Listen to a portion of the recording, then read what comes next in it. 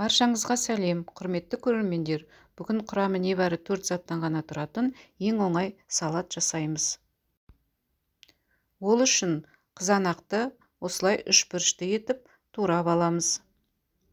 Бұл салат барлық адамдарға ұнайды, өйткені өзіме келген қонақтар келесі күні хабарласып, міндетті түрде осы салаттың рецебін сұрап жатады. Келесі кезекте алдын ала пісірілген сәбіз.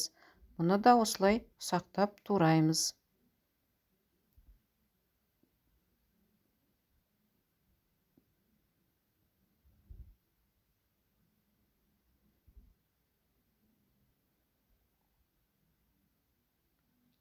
Бұдан кейін қызылшаны әдемілеп турап салатымызға қосамыз.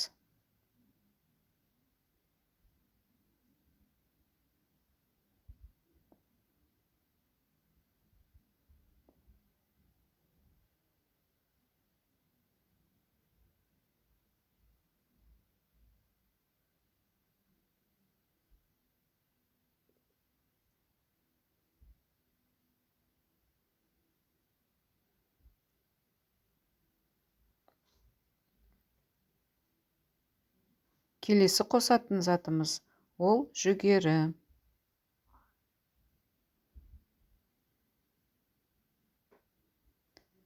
Бұдан кейін алдын ала үккіштен өткізілген сарымсақты саламыз.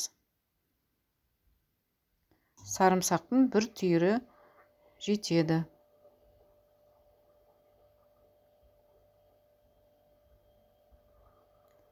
Енді майонезді қосып, жақсылап араластырамыз. Салатымыз дайын. Құрметті көрермендер, егер ұнаса, каналыма тіркеліп, қоңырауды басуды ұмытпаңыздар.